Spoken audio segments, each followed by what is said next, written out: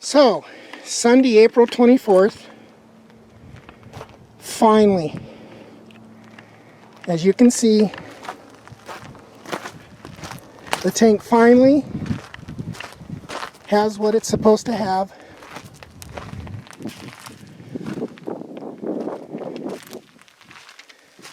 After 5 years of my knowledge, it finally has the bolts that it needs, or the nuts, for the footing to hold it on the hill. Hang on a second. To hold it on the hill like it should be. It took 2 letters to Tony Pena of Apple Valley Ranchos, now Liberty Utilities, to get it done. The city doesn't want to listen to me. They tell me to mind my own business. Frank Robinson told me to mind my own business. Dennis Crone said he wasn't interested. And Jim Anderson had the same apathy. So as you can see, here's one of the letters that I sent off to Tony Pena. And you know, the unfortunate part of it is once the city finds out that Tony Pena gets a letter, they jump because they don't want Tony using this against them. But the job's not done yet. The fact that this pipe has dropped that much only shows that the water that was leaking out of that pipe over there has basically created an issue down in the ground.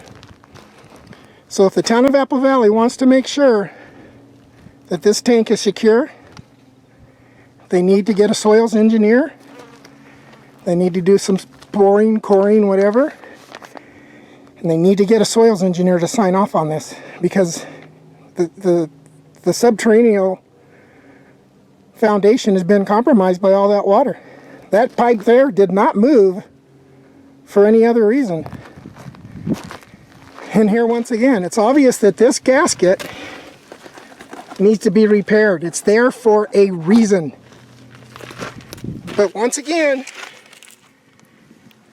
I guess I'm going to have to send another letter off to Tony Pena of Liberty Utilities, because they know how to handle a water system. The town of Apple Valley doesn't.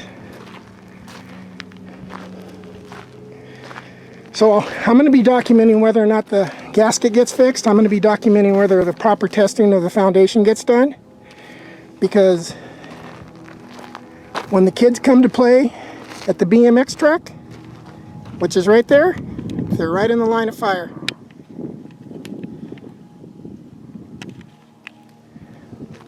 So until further notice, I wouldn't take my kid to the BMX track. But they've seen this in the video, they've seen the rubber gasket, that's just a potential leak right there. But they won't take the precautionary measure to do proper maintenance. If you don't do proper maintenance, it ends up costing you more money, and it ends up being an emergency. And the funny thing about it is, on that February 2016 special newsletter, the city brags about how they spent so much money fighting Apple Valley Ranchos Liberty Utilities request for permission from the PUC to spend the money for infrastructure maintenance, for building new facilities. And if you don't maintain your stuff, it's going to cost you in the long run. So the town brags about how they stopped Apple Valley Ranchos from getting the money to fix it, issues that they think need to be attention. And I don't know why you would spend money to stop somebody from maintaining something that you want to buy.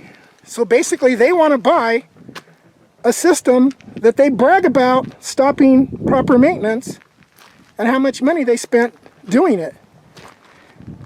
All under their opinion that it would only raise your water rates. But what good is a water system that isn't maintained? And then you turn around and brag about it. So it's obvious that the town of Apple Valley doesn't have very good maintenance programs. And we'll get into that a little later. So there you go. We've pretty much fixed 3 out of 5. Now I guess we're going to have to write another letter to get 4 and 5 fixed. So there you go, citizens of Apple Valley. You want your water system maintained by the town of Apple Valley? I think it should be put up to a vote. Put it up to a vote and let everybody watch my videos. Okay. So, once again, thanks Tony for your efforts. It's obvious that any major issues I have with the town of Apple Valley in regards to water, I'm going to have to come to you. And so now we have the tank secured to a unstable foundation because of the 5-year plus water leak. Okie doke. Bye.